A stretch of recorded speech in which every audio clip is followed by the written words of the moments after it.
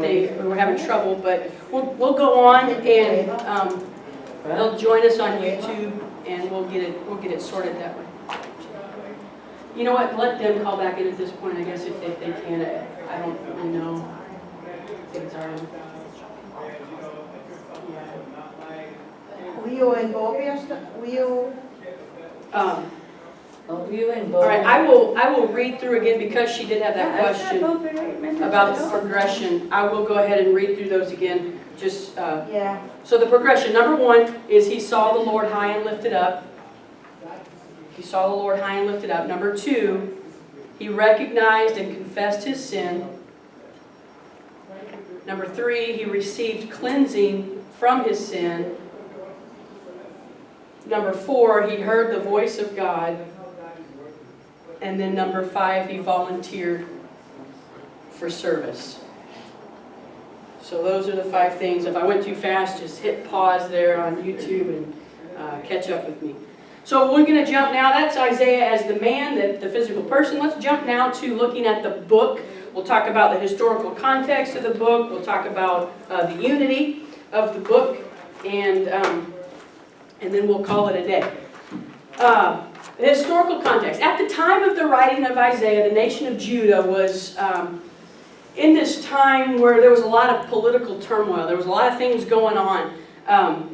There was 3, this is in your handout, there was 3 major world powers during biblical events. So not just here in Isaiah, but in all of Scripture, there was 3 major world powers. The first one was Egypt. Egypt was a major world power. We see that at the time of Moses. Egypt was conquering a lot of different nations. They were coming to the aid of smaller nations. Egypt was huge, and so they were a dominant world power during the Bible times. Assyria was also one. Assyria. Assyria. Assyria, which is different from just Syria. Okay, so don't let that be confusing. But Assyria was, again, they were a major world power. They are the ones that are the major world power during the time of the writing of Isaiah. So when he is addressing things that are happening, you'll see a lot of times he will talk about the nation of Assyria, the king of Assyria, the armies of Assyria. You'll see that a lot in his book as you're reading through it. And then the third one that comes on the scene a little bit later, a little bit after the time of Isaiah, is Babylon. Babylon was the other major world power during Old Testament times.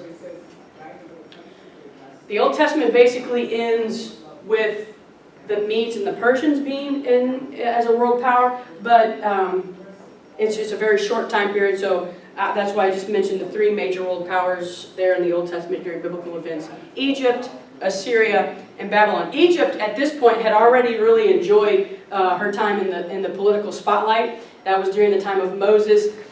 Here during Isaiah's time, as I said, Assyria was the dominant world power. So what was happening was Assyria was expanding its empire during this time. They were attacking Israel to the north, and Syria, not Assyria, Syria was also to the north. There's a map on the wall, but I know YouTube won't be able to see it. But anyway, Judah is where Isaiah was. He was in Jerusalem. That was in Judah. To the north of them was Israel and Syria also. Basically what was happening was Assyria was coming in, and they were coming down from the north, and they were attacking Israel and Syria. And Judah was then handed the opportunity by Israel and Syria to say, hey, come join us and fight against Assyria. Basically, make a coalition with us and fight against Assyria. Well, Judah refused to do that. They refused to join with Israel and Syria to resist Assyria. And as a result of that, Israel and Syria didn't like that very much, and so they attacked Judah. So they thought, if they're not going to join us willingly, we're going to just take over, and we'll take over their army, and then all 3 of us will then fight Assyria and resist Assyria. So all of this is going on, and it's causing issues, and it's causing problems in the nation. And then as Judah was seriously considering inviting Assyria to help, Isaiah sought to encourage the king and the people to trust only in Jehovah. King Ahaz, who was the king of Judah during this time, rejected Isaiah's advice, and he asked Syria to come to his aid, Assyria to come to his aid. So Judah, instead of joining forces with Israel and Syria, actually joined forces with Assyria, who was coming against Israel and Syria. And when Assyria was invited to join Judah, Assyria accepted, and the capital of Israel, which was in Samaria, fell in 722 BC. And so what happened was they basically left the middleman out, and Judah and Assyria joined, and then they conquered Israel to the north.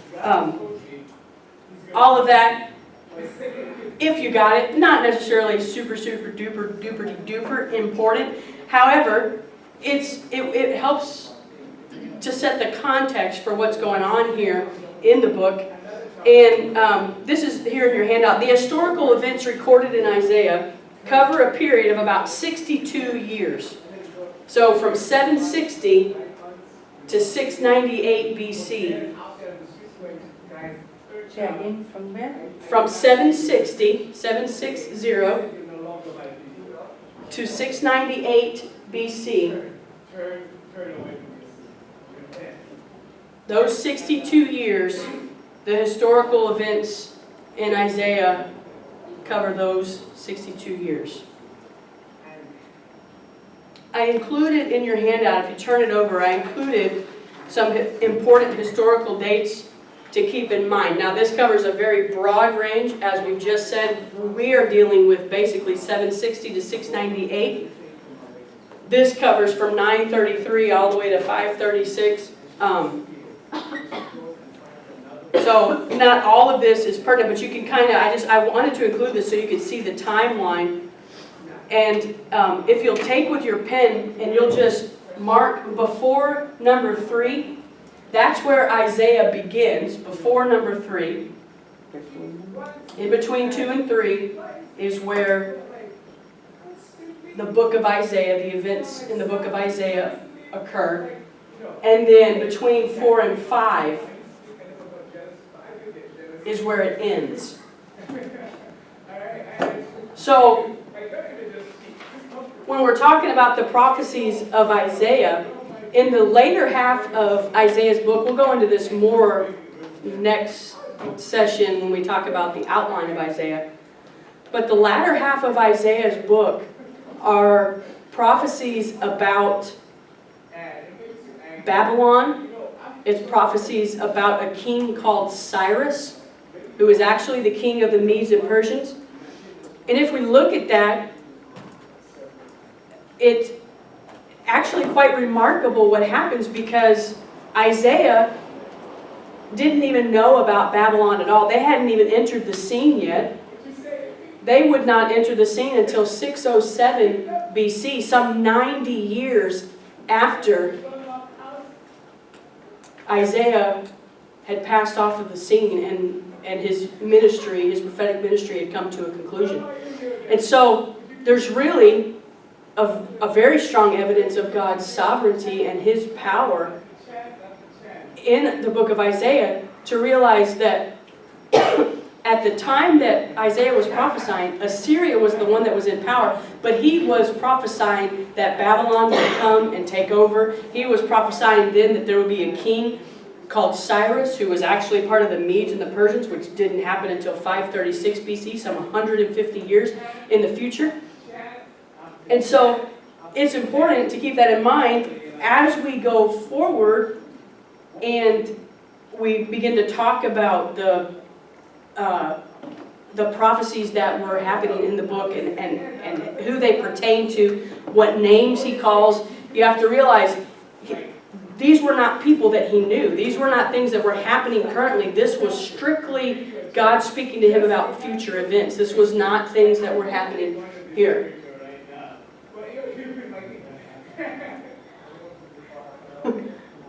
Did you have a question, Sunderland? Can you hear us, Maria? Hello? Can you hear us? She's saying something.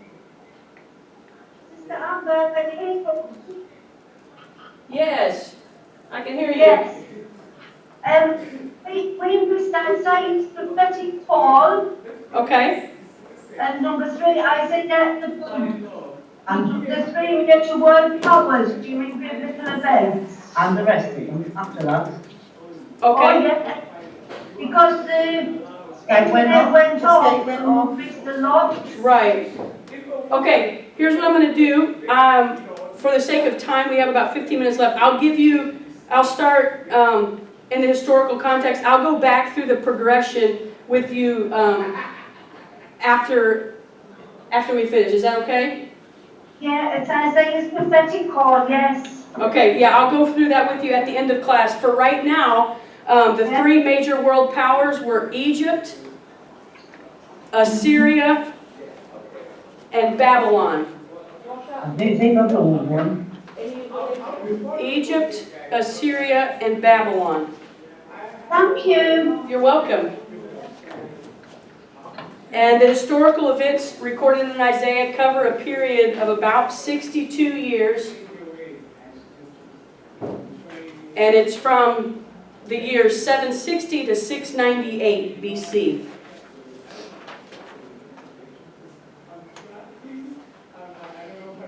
All right. So, letters are number 6 there. Isaiah, as a prophet, ministered primarily to the southern kingdom of Judah. Ministered primarily to the southern kingdom of Judah. Again, he was in Jerusalem, and Jerusalem was in Judah, which was to the south. Israel was to the north. Isaiah ministered to the southern kingdom of Judah. His message was generally directed toward Judah's sinful people, as we see in chapter 1, verse 4, and particularly to its evil leaders, which is reflected in chapter 1, verse 23. I want to talk a little bit about the unity of the book of Isaiah. What I mean when I say unity of the book.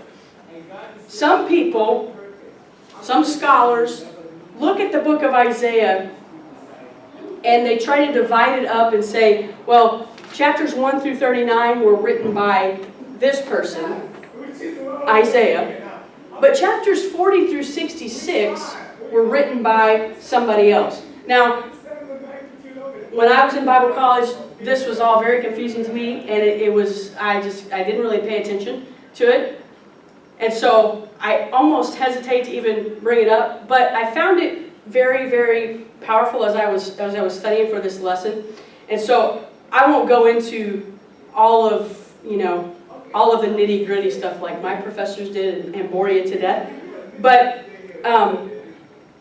basically, the reason some people would split the book and say that chapters 1 through 39 were written by Isaiah, and then chapters 40 through 66 were written by like a second Isaiah who lived later, was because they found it hard to believe that a man living in a particular time could predict events 150 years in the future with such precision and accuracy. They thought, surely he didn't write this in 734 or 740 BC, because he's talking about things that happened in 600 and in 530 BC. So surely it had to have been a second person that came along, and then they started to write once all these things had happened. And so they split the book, and they say, well, the first half, yeah, that makes sense that Isaiah could have written that, but the second half, it's just highly unlikely that somebody would know something that far in the future. Some skeptics, I'll call them, claim that not only could a person not have predicted the future flawlessly, but they try to look at the style and the language and say that there's such a difference between the second half and the first half. Some have even gone so far as to divide the book not just in two, but among 3 authors, some even 5 or 6 authors. That's just crazy. Because the very first verse that Callum read to us was, this is the vision of Isaiah, the son of Amos. And so if we're going to believe the Bible, let's believe the Bible, that it is written by who it says it's written by. here's what's on your handout. Evidence in favor of one author. And these are the things I wanted to hit because I felt like they were powerful and could kind of help us, not just with this study, but kind of overall. In what? Favor of one author. Or in support would be another word you could use. Number one, the book itself claims only one author. There is no portion in Isaiah chapter 40 that says, okay, now this is the vision of second Isaiah, or this is the vision of just some random person. No, it's still all under the heading of chapter 1, verse 1. The book only claims one person as the author. Number two, all of Jewish tradition attributes the whole book to Isaiah. All of Jewish tradition attributes the whole book to Isaiah. So, number one, the book itself only claims one author. Number two, all of Jewish tradition, meaning those who had written the histories of the Jews and the Hebrews, all of those that had written that history, they all agree that this is one entire book. This is not split up into two. This wasn't written by Isaiah, then second Isaiah, and third Isaiah, and then sixth Isaiah. This was all written by the same person. Number three, the same literary style. Literary style, meaning thoughts, phrases, figures of speech, runs throughout the whole book. So the same literary style is used throughout the whole book. Two examples of that are Isaiah uses a lot, "Thus saith the Lord." This is found throughout the whole book, in 1 through 39 and in 40 through 66. Another phrase that's used, this is in reference to God all the way throughout, is the Holy One of Israel. The Holy One of Israel is not very, it's not a real popular term in all of the Old Testament. It is used some, but it's used a lot in the book of Isaiah, both in chapters 1 through 39 and in chapters 40 through 66, meaning it was all written by one person. It would be highly unlikely for somebody to write chapters 1 through 39 and then the writer of 40 through 66 to pick up on that same phraseology and use that. So, the same literary style is used throughout the entire book. Number four, earliest manuscripts among the Dead Sea Scrolls support the fact that Isaiah is one complete and whole book. So earliest manuscripts that were found among the Dead Sea Scrolls support the fact that Isaiah is one complete and whole book. So they didn't find 2 or 3 or 6 different scrolls of Isaiah. They found one scroll and it was all attached to itself, and it was not split into 2 or 6 or however many they would claim. It was one complete and whole book. Number 5, and I think it's the last one, the strongest evidence that the book Isaiah is written by one author is that Isaiah is mentioned or cited or referenced in the New Testament about 20 times. And each of these include references to both halves of the book. So Isaiah is cited by name about 20 times in the Old Testament, or the New Testament rather. And each of these citations include references to both halves of the book. And here's a couple of examples that I've written down here for you. In John chapter 12, verses 38 through 41, it cites Isaiah chapter 6, verse 10. And it also cites Isaiah 53 and verse 1. So, in the same passage of Scripture, John looks back to Isaiah 6, which would be contained in chapters 1 through 39, and he looks back into Isaiah 53, which would be contained in Isaiah 40 through 66, basically saying, this is all Isaiah. Same thing happens with Luke in Acts chapter 8, verse 28. In Acts 8:28, he cites Isaiah 53, 7, and 8, and in another portion of his writings, he has cited Isaiah from the earlier chapters as well. So he sees that even though this portion is in the first half and this portion is in the last half, it's all attributed to one author. And then finally, letter C there, New Testament citations are drawn from 12 different chapters in the book of Isaiah, 7 of them from chapters 1 through 39, and 5 of them from chapters 4 through 66. Here's what we're saying if we accept that Isaiah was written by more than one author. We are, in essence, then saying that we do not believe that the Spirit of God gave ancient writers insight into the future, and that Scripture is not trustworthy as it is. If we say it's impossible for a man to know events that are going to happen 150 years in the future, then we have discounted God's power and His ability and His sovereignty. And so, let's go back to Isaiah's call for just a second. He saw the Lord high and lifted up, and His train filled the temple. God is sovereign. He is above the events of humanity. He knows what's coming in the future, and He gave insight and wisdom to Isaiah to prophesy about events that were to happen hundreds of years later after Isaiah's time. What we can draw from this is no one who believes in a God that created this world should have any trouble believing that He can reveal the future in advance, because our God is awesome. Our God is powerful. He is sovereign. He is amazing, and He can do these things, which looks impossible to men. Sure, yeah, it's impossible to men, but it's not impossible to God. And so that's just some support for Isaiah has one author. It's not split up into 2 or 3 or 6 or 18. It's one author. Any questions or any blanks that I missed or that you are missing that I can help you with? No? Just Sunderland's. Yeah, Sunderland, did you still have some blanks you needed me to fill in for you? Sure. Maria, you say that?